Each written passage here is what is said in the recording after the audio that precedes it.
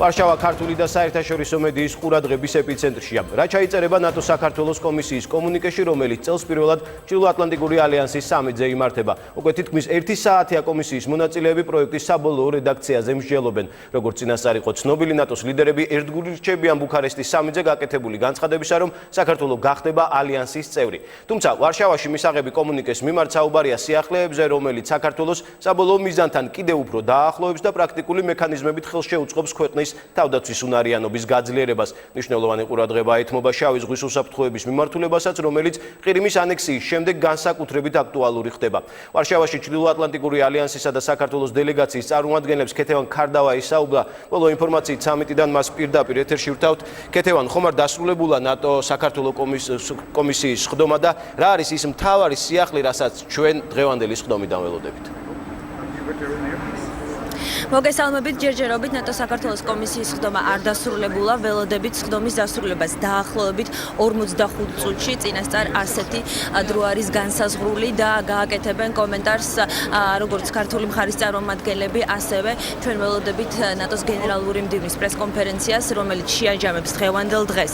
როგორც ქართული დელეგაციის წევრები, ასევე ჩვენი ნატოელი პარტნიორები დღეს საუბრობდნენ, რომ ნატო საქართველოს კომისიის ხდომა, რადგან პირველად იმართება ნატოს სამიტის ფარგლებში, კიდევ ერთხელ მიუთითებს იმას, რომ ორგანიზაციას განსაკუთრებული დამოკიდებულება აქვს პარტნიორ საქართველოსთან, ასპირანტ ქვეყანასთან და რომ საქართველო მათი ღირებული პარტნიორია.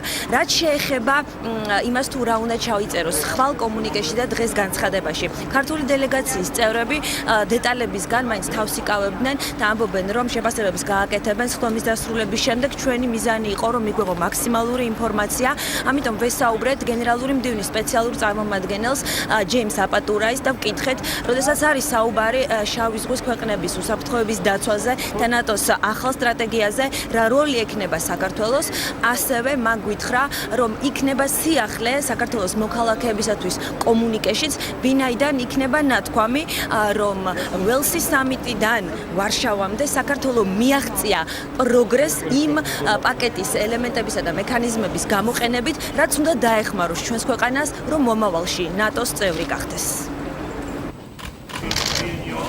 ნატო ახდენის ყურადღების კონცენტრაციას და ფოკუსირებას შავ ზღვაზე. პროცესი ფართოვდება იმ ქვემდებებიდან გამომდინარე, რასაც ადგილი ჰქონდა ყირიმში და ამ პირობებში ნატოს სურს დიალოგის გაფართოება და ამ დიალოგში ჩვენი პარტნიორების დაპატიჟება. იმ პარტნიორების, რომლებიც არიან შავ ზღვაზე და ზიანი მიადგათ.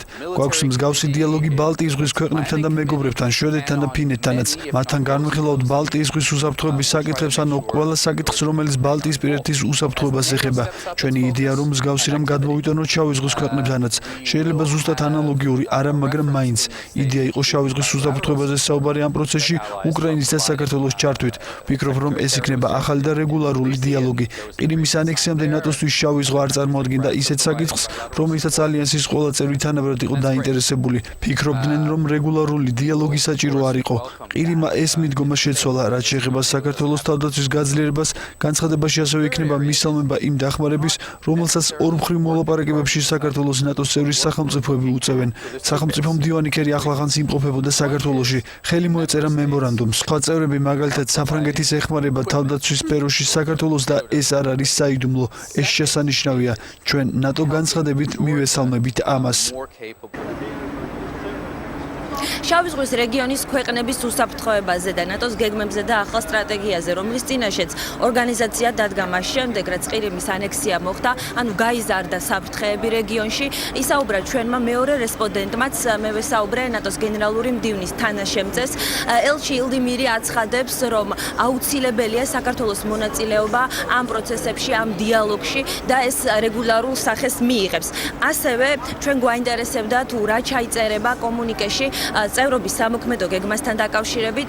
ელჩი გენერალური მდივნის მოადგილე აცხადებს, რომ სამიტიდან სამიტამდე არ შეიძლება და არ არის კარგი მიდგომა, როდესაც ჩვენ გვაქვს აქცენტი მხოლოდ და მხოლოდ გაკეთებული წევრობის სამოქმედო გეგმაზე, ვინაიდან საქართველოს და ნატოს ერთობლივად და ცალ-ცალკედ გეგმები იმისათვის, რომ ქვეყანა მოემზადოს მომავალი წევრობისთვის.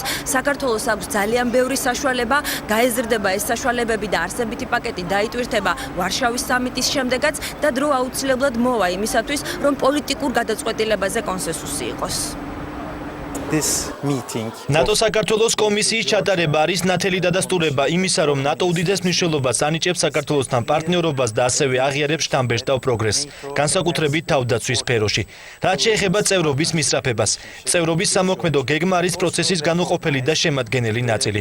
ხანდახან ჩვენ ძალიან დიდ ყურადღებას ვაქცევთ ერთ სიტყვას და ეს სიტყვაა წევრობის სამოქმედო გეგმა. მამის მინიჭება მოხდება მაშინ, როცა ამის დრო მოვა და როცა საქართველო მზად იქნება.